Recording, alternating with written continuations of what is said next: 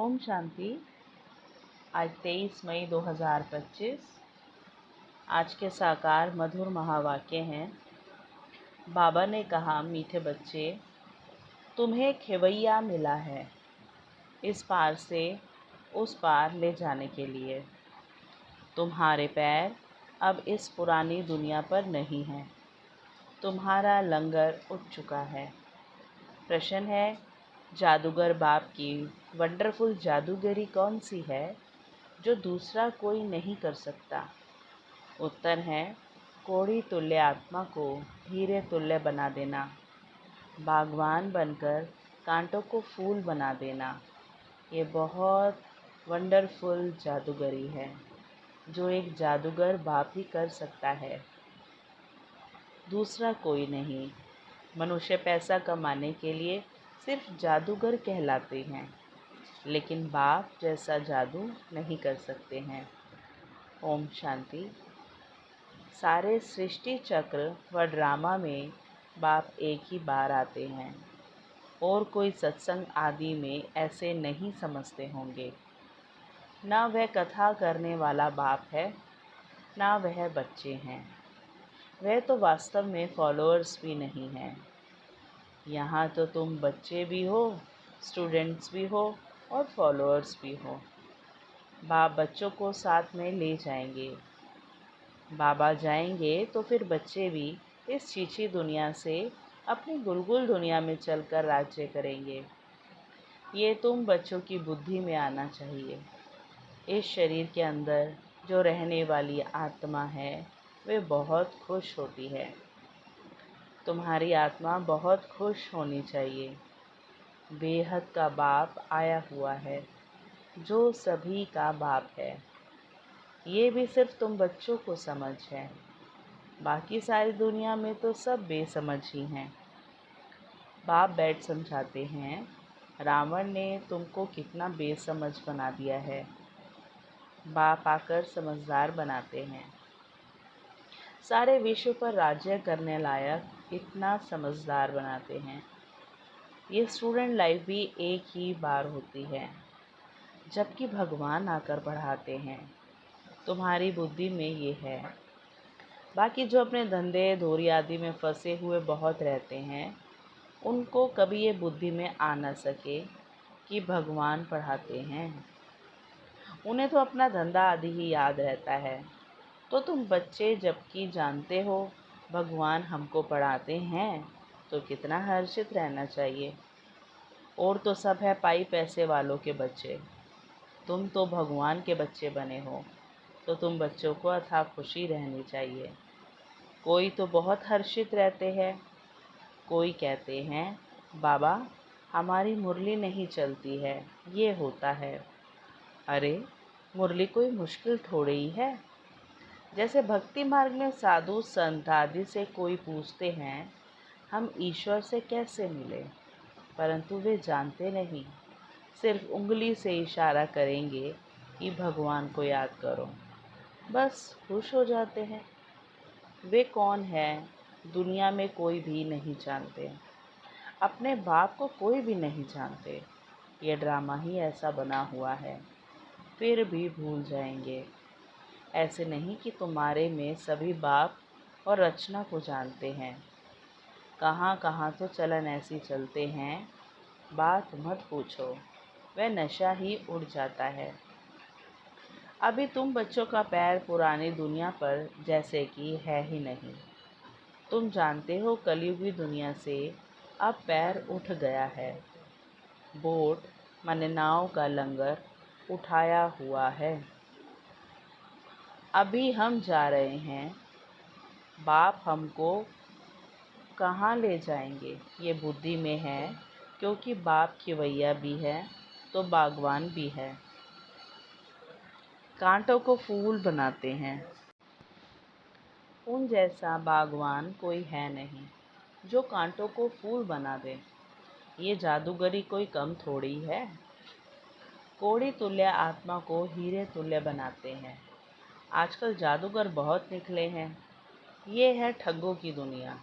बाप है सतगुरु, कहते भी हैं सतगुरु अकाल। बहुत धुन से कहते हैं। अब जबकि खुद कहते हैं सद्गुरु एक है, सर्व का सद्गति दाता एक है, फिर अपने को गुरु क्यों कहलाना चाहिए? ना वह समझते हैं, ना लोग ही कुछ समझते हैं। इस पुरानी दुनिया में रखा ही क्या है? बच्चों को जब मालूम होता है बाबा नया घर बना रहे हैं, तो ऐसा कौन होगा जो नए घर से नफरत, पुराने घर से प्रीत रखेंगे? बुद्धि में नया घर ही याद रहता है। तुम बेहद बाप के बच्चे बने हो, तो तुम्हें स्मृति रहनी चाहिए कि बाप हमारे लिए न्यू वर्ल्ड बना रहे हैं। हम उस न्यू वर्ल्ड में जाते हैं। उस न्यू वर्ल्ड के अनेक नाम हैं, सतयुग, हेवन, पैराडाइज, वैकुंठ आदि आदि। तुम्हारी बुद्धि अब पुरानी दुनिया से उठ गई है, क्योंकि पुरानी दुनिया में दुख ही दुख है। इसका नाम ही है हेल, कांटों का जंगल, रौरव नर्क, कंसपुरी। इनका अर्थ भी कोई नहीं जानते। पत्थर बुद्धि है ना। भारत का देखो हाल क्या है। बाप कहते हैं इस समय सब पत्थर बुद्धि हैं। सतयुग में सब है पारस बुद्धि, यथा राजा रानी तथा प्रजा। यहाँ तो है ही प्रजा का प्रजा पर राज्य, इसलिए सबकी स्टैंप बनाते रहते हैं। तो बच्चों की बुद्धि में ये याद रहना चाहिए, ऊंच ते ऊंच है बाप। फिर सेकंड नंबर में ऊंच कौन है? ब्रह्मा विष्णु शंकर की तो कोई ऊंचाई नहीं है। शंकर की तो पहर वाइस आदि ही कैसी बना दी है। कह देते हैं वह भांग पीते हैं, धतूरा खाते। ये तो इंसल्ट है ना। ये बातें होती नहीं। ये अपने धर्म को ही भूले हुए हैं। अपने देवताओं के लिए क्या क्या कहते रहते हैं, कितनी बेइज्जती करते हैं। तब बाप कहते हैं मेरी भी बेइज्जती, शंकर की, ब्रह्मा की भी बेइज्जती, विष्णु की भी बेइज्जती। विष्णु की बेइज्जती नहीं होती है। वास्तव में गुप्त उनकी भी करते हैं, क्योंकि विष्णु ही राधे कृष्ण है। अब कृष्ण छोटा बच्चा तो महात्मा से भी ऊंच गाया जाता है। ये ब्रह्मा तो पीछे संन्यास करते हैं। श्री कृष्ण के लिए बाबा कहते वे तो छोटा बच्चा है ही पवित्र, पाप आदि तो जानते नहीं। तो ऊंच से ऊंच है शिव बाबा। फिर भी विचारों को पता नहीं है कि प्रजापिता ब्रह्मा कहाँ होना चाहिए। प्रजापिता ब्रह्मा को दिखाते भी शरीरधारी हैं। अजमेर में उनका मंदिर है।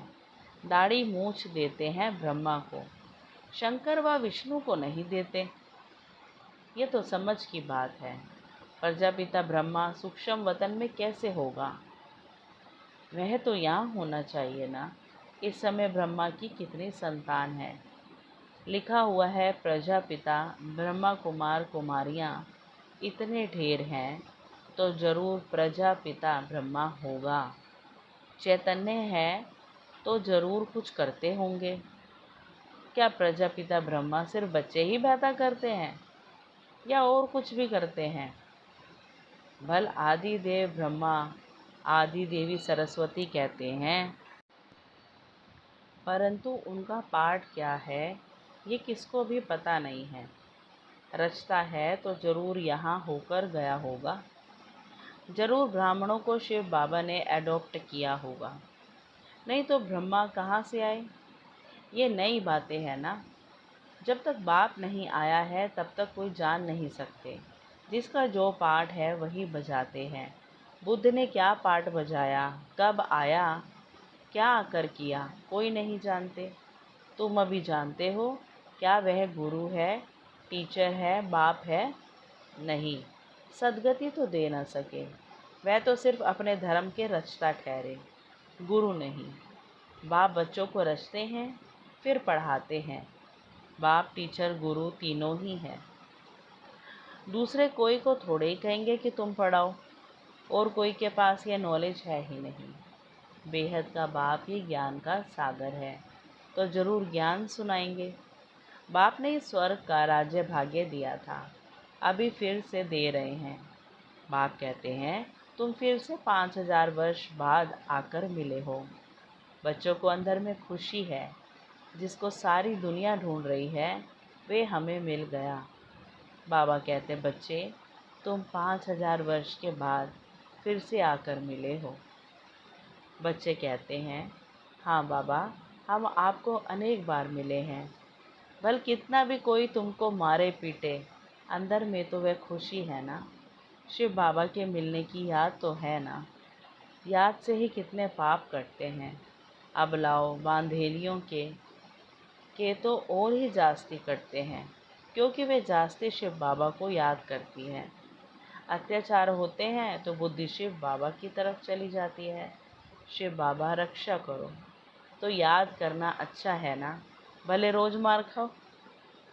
शिव बाबा को याद करेंगी, यह तो भलाई है ना। ऐसे मार पर तो बलिहार जाना चाहिए। मार पड़ती है तो याद करते हैं। कहते भी है, गंगा जल मुख में हो, गंगा का तट हो, तब प्राण तन से निकले। तुमको जब मार मिलती है, बुद्धि में अल्फ और बे याद हो बस। बाबा कहने से वर्षा जरूर याद आएगा। ऐसा कोई भी नहीं है जिसको बाबा कहने से वर्षा याद ना पड़े। बाप के साथ मिलकर जरूर याद आएगी। तुमको भी शिव बाबा के साथ वर्षा जरूर याद आएगा। वे तो तुमको विष के लिए, विकार के लिए मार देकर शिव बाबा की याद दिलाते हैं। तुम बाप से वर्षा पाते हो, पाप कट जाते हैं। ये भी ड्रामा में तुम्हारे लिए गुप्त कल्याण है। जैसे कहा जाता है लड़ाई कल्याणकारी है, तो यह मार भी अच्छी हुई ना। आजकल बच्चों का प्रदर्शनी मेलों पर सर्विस पर जोर है। नव निर्माण प्रदर्शनी के साथ साथ लिख दो गेट वे टू हेवन। दोनों अक्षर होने चाहिए। नई दुनिया कैसे स्थापन होती है, उनका एग्जीबिशन है, तो मनुष्य को सुनकर खुशी होगी। नई दुनिया कैसे स्थापन होती है, उनके लिए चित्र बनाए हैं, आकर देखो। Gateway to new world, ये अक्षर भी ठीक है। ये जो लड़ाई है, इनके द्वारा गेट्स खुलते हैं। गीता में भी है, भगवान आया था, आकर राजयोग सिखलाया था। मनुष्य से देवता बनाया तो जरूर नई दुनिया स्थापन हुई होगी। मनुष्य कितना कोशिश करते हैं मून पर, माने चांद में जाने की। देखते हैं धरती ही धरती है। मनुष्य कुछ भी देखने में नहीं आते। इतना सुनाते हैं, इससे फ़ायदा ही क्या। अभी तुम रियल साइलेंस में जाते हो ना, अशरीरी बनते हो। वो है साइलेंस वर्ल्ड। तुम मौत चाहते हो, शरीर छोड़ जाना चाहते हो। बाप को भी मौत के लिए ही बुलाते हो कि आकर अपने साथ मुक्ति, जीवन मुक्ति में ले जाओ। परंतु समझते थोड़े ही हैं। पतित पावन आएंगे तो जैसे हम कालों के काल को बुलाते हैं। अभी तुम समझते हो बाबा आया हुआ है, कहते हैं चलो घर, और हम घर जाते हैं। बुद्धि काम करती है ना। यहाँ कई बच्चे होंगे जिनकी बुद्धि धंधे आदि तरफ दौड़ती होगी। फलाना बीमार है, क्या हुआ होगा, अनेक प्रकार के संकल्प आ जाते हैं। बाप कहते हैं तुम यहाँ बैठे हो, आत्मा की बुद्धि बाप और वर्षे तरफ रहे। आत्मा ही याद करती है ना। समझो कोई का बच्चा लंदन में है, समाचार आया बीमार है, बस बुद्धि चली गई। फिर ज्ञान बुद्धि में बैठ न सके। यहाँ बैठे हुए बुद्धि में उनकी याद आती रहेगी। कोई का पति बीमार हो गया तो स्त्री के अंदर उथल पाथल होगी। बुद्धि जाती तो है ना। तो तुम भी यहाँ बैठे सब कुछ करते शिव बाबा को याद करते रहो, तो भी अहो सौभाग्य। जैसे वे पति को अथवा गुरु को याद करते हैं, तुम बाप को याद करो। तुम्हें अपना 1 मिनट भी वेस्ट नहीं करना चाहिए। बाप को जितना याद करेंगे तो सर्विस करने में भी बाप ही याद आएगा। बाबा ने कहा है मेरे भक्तों को समझाओ। ये किसने कहा? शिव बाबा ने। श्री कृष्ण के भक्तों को क्या समझाएंगे? उनको कहो श्री कृष्ण नई दुनिया स्थापन कर रहे हैं, मानेंगे? क्रिएटर तो गॉड फादर है, श्री कृष्ण थोड़े ही है। परमपिता परमात्मा ही पुरानी दुनिया को नई बना रहे हैं, यह मानेंगे भी। नई सो पुरानी, पुरानी सो फिर नई होती है। सिर्फ टाइम बहुत दे देने से मनुष्य घोर अंधियारे में है। तुम्हारे लिए तो अब हथेली पर बहिशत है। बाप कहते हैं, मैं तुमको उस स्वर्ग का मालिक बनाने आया हूँ। बनेंगे? वाह, क्यों नहीं बनेंगे। अच्छा, मुझे याद करो, पवित्र बनो। याद से ही पाप भस्म हो जाएंगे। तुम बच्चे जानते हो विकर्मों का बोझ आत्मा पर है, ना कि शरीर पर। अगर शरीर पर बोझा होता है तो जब शरीर को जला देते हैं तो उसके साथ पाप भी जल जाते। आत्मा तो है ही अविनाशी, उसमें सिर्फ खाद पड़ती है, जिसको निकालने के लिए बाप एक ही युक्ति बतलाते हैं कि बच्चे मुझे याद करो। पतित से पावन बनने की युक्ति कैसी अच्छी है। मंदिर बनाने वाले, शिव की पूजा करने वाले भी भक्त हैं ना। पुजारी को कभी पूज्य कह न सके। अच्छा, मीठे मीठे सिकीलदे बच्चों प्रति माता पिता बाप दादा का याद प्यार और गुड मॉर्निंग।